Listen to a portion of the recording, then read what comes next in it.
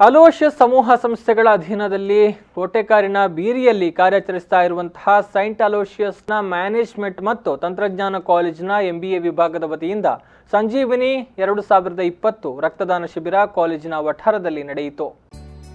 ವೆಲ್ಲಾಕ್ ಆಸ್ಪತ್ರೆಯ ರಕ್ತನಿಧಿಯ ಮುಖ್ಯಸ್ಥ ಡಾಕ್ಟರ್ ಶರತ್ ಕುಮಾರ್ ರಾವ್ ಅವರು ಸಂಜೀವಿನಿ 2020 ರಕ್ತದಾನ ಶಿಬಿರಕ್ಕೆ ಚಾಲನೆ ನೀಡಿದರು.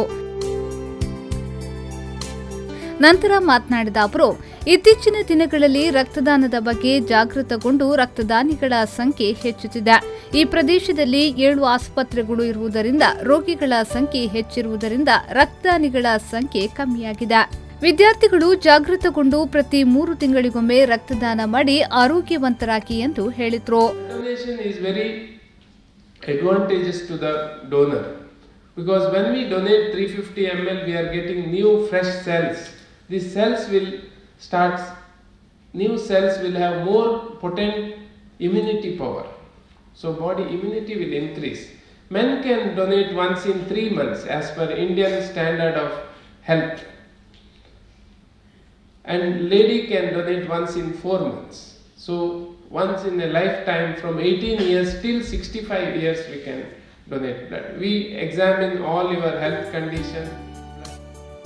ಈ ಸಂದರ್ಭ ರಕ್ತದಾನ ಜಾಗೃತಿ ಮೂಡಿಸುವ ಸಂಜೀವಿನಿ 2020 ಕಿರುಚಿತ್ರ ಪ್ರದರ್ಶನಗೊಂಡಿತು. ನಂತರ ಸಂಸ್ಥೆಯ ನಿರ್ದೇಶಕ ಫಾದರ್ ಬೆನ್ಜಿಲ್ ಲೋಪೋ ಎಸ್ಜೆ ಅವರು ಸಂಸ್ಥೆಯ ಬಗ್ಗೆ ಮಾಹಿತಿಯನ್ನ ನೀಡಿದರು. Blood saves a lot of lives. Mentioned about so many different people who need blood. It's very essential, and we do not have enough blood to be donated to poor people. And I asked him also, now our students are donating blood, and they have been asking, is it sold? Because we are getting free. And he said, no, we are not selling this blood.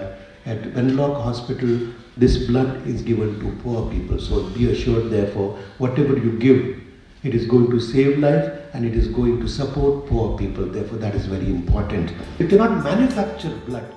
ಈ ಶಿಬಿರದಲ್ಲಿ ದಾನಿಗಳಿಂದ ಸುಮಾರು 120 unit ರಕ್ತ ಸಂಗ್ರಹಿಸಲಾಯಿತು.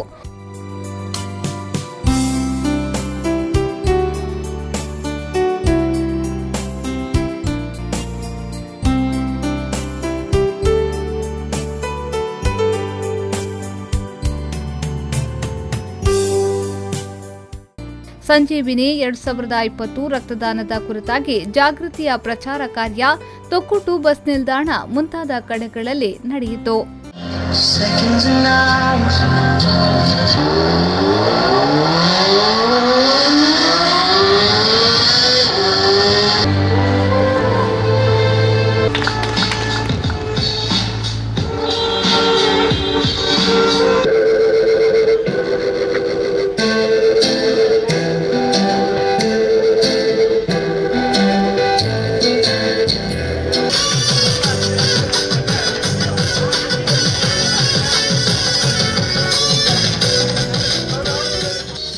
ಈ ಸಂದರ್ಭ dean doctor ರೋವೆನ್, ಕಾರ್ಯಕ್ರಮದ ಸಂಯೋಜಕರಾದ ಲಿಸ್ಟನ್ D'Souza, coral D'Souza ಉಪಸ್ಥಿತರಿದ್ದರು.